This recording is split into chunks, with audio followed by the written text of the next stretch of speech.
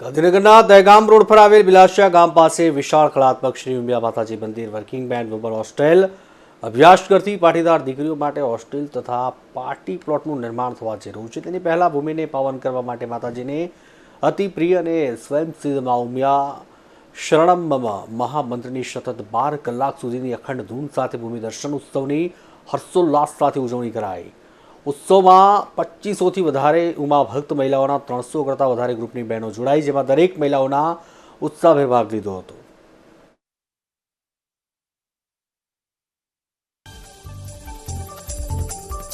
સંકલ્પ રૂપે પૂર્વ વિસ્તારની અંદર બહુ મોટો સમૂહ વસ્તુ હોય,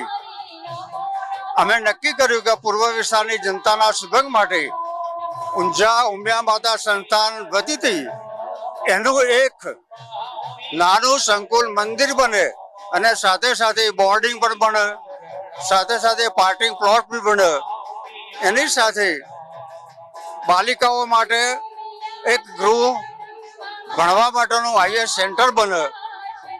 એ સાથે આ ઉમિયા માતાની પવિત્ર ધરતી માટે બિલાસિયા ગામની અંદર